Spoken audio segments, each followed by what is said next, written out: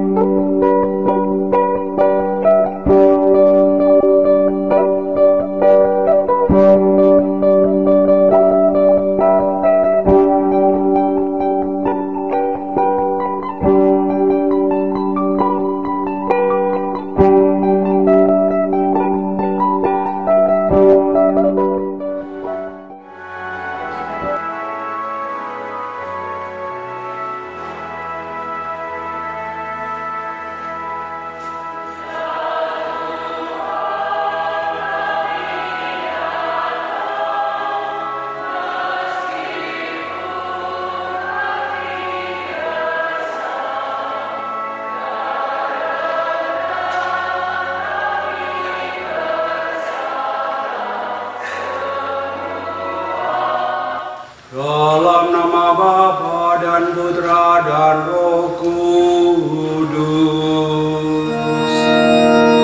Para pastor, suster, Bapak Ibu dan saudara-saudari sekalian yang terkasih dalam Yesus Kristus. Pada pagi yang cerah ini kita bersama-sama bersyukur kepada Allah atas terlaksananya dan terkabulnya pemekaran gereja yang baru di Melata ini, Gereja Santa Maria Bunda Allah atau Mater Dei. yang memang dari segi kegembalaan itu menunjukkan kemurahan Allah yang memungkinkan adanya pemekaran di daerah ini. Agar dengan deklarasi pemekaran ini, umat di sini akan berkembang dalam hal beriman. Allah Bapa, Pencipta yang kekal, kami bersyukur atas kasih karunia-Mu yang telah Kau curahkan kepada kami.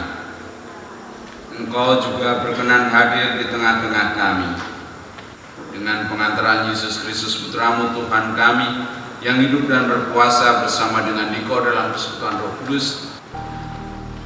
Pembacaan diambil dari surat Rasul Paulus kepada jemaat di Filipi. Bersukacitalah senantiasa dalam Tuhan. Sekali lagi kukatakan, bersukacitalah. Hendaknya kebaikan hatimu diketahui semua orang. Demikianlah sabda Tuhan.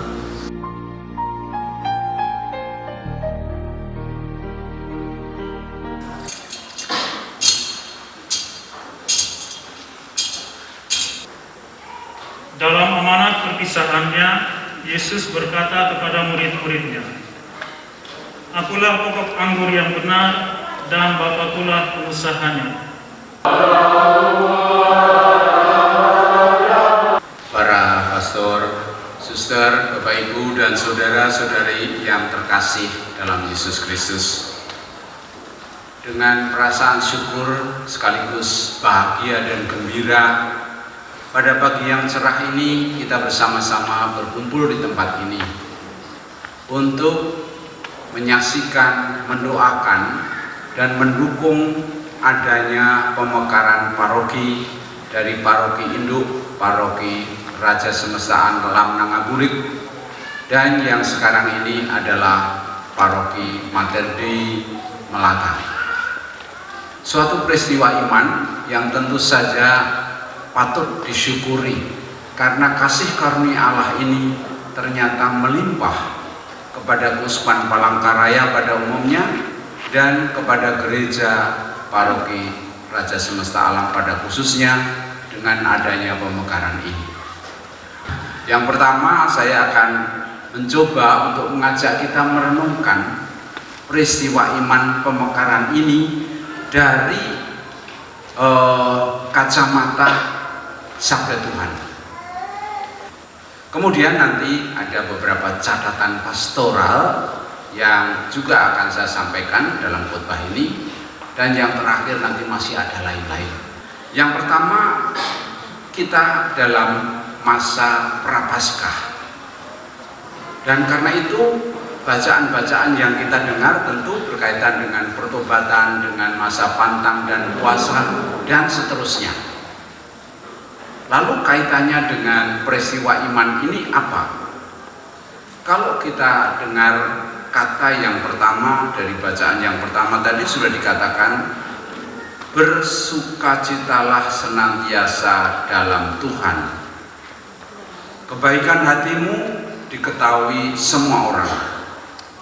Maka katakanlah dalam segala bagaimana imanmu kepada Allah dan keinginanmu dalam doa dan permohonan dan dengan doa syukur. Itu menjadi dasar untuk kita merayakan pada hari ini semacam deklarasi, semacam pernyataan bahwa sekarang ini, mulai hari ini, ada paroki yang baru, paroki yang ke-27 di keuskupan kita.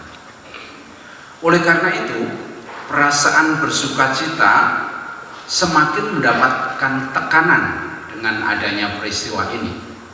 Kita memang sudah dianjurkan, diminta untuk bersukacita senantiasa, tetapi pada pagi hari ini alasannya itu menjadi sangat jelas dan nyata dengan bertambahnya satu paroki di Melaka ini.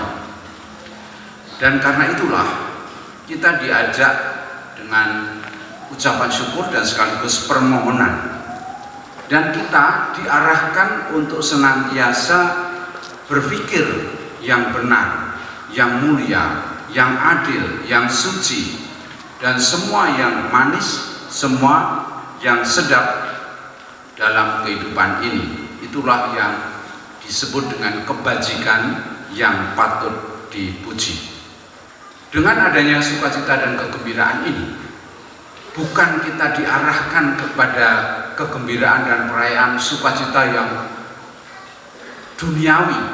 Kadang-kadang kalau kita menghubungkan kegembiraan dan sukacita itu dengan pesta-pesta besar, dengan minum-minuman sampai mabuk-mabuk, dan seterusnya dan seterusnya.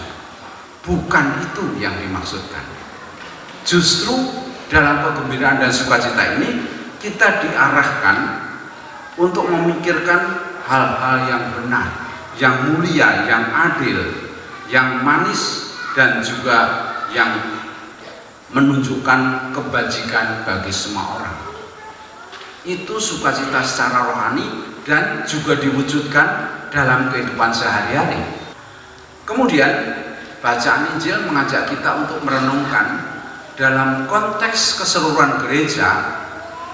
Kita ini diibaratkan sebagai pokok anggur dengan carang-carangnya. Akulah pokok anggur yang benar dan Bapakulah pengusahanya. Dan kemudian kita bisa membayangkan setiap tanaman kalau mau berbuah, siapapun tahu harus melekat pada pokoknya. Tidak mungkin ranting atau cabang yang sudah patah, apalagi sengaja dipotong, masih berbuah. Itu artinya apa? Kita melekat pada pokoknya, yaitu Yesus Kristus sendiri. Itu artinya bahwa kehidupan kita bersama ini masih tetap harus senantiasa didasari pada sabda Yesus.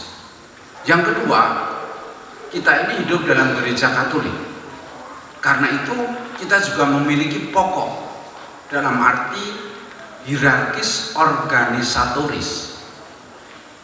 Maka ketika ada pemekaran satu paroki itu, yang pertama saya usahakan adalah bagaimana ada pastor parokinya, supaya pastor paroki itulah yang kemudian mempunyai hubungan dan melekat pada keuskupan, dan keuskupan itu melekat pada gereja universal, yaitu di Roma yang dipimpin oleh Bapak Suci Fransiskus.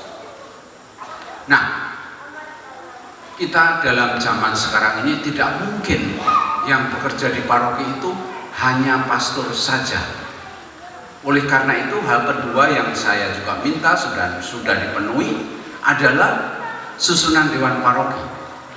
Nanti akan dibacakan dan akan dilantik.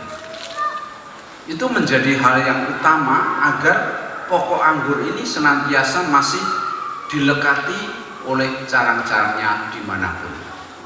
Kita mohon berkat untuk air suci yang akan dipercikkan ke seluruh bagian gereja ini.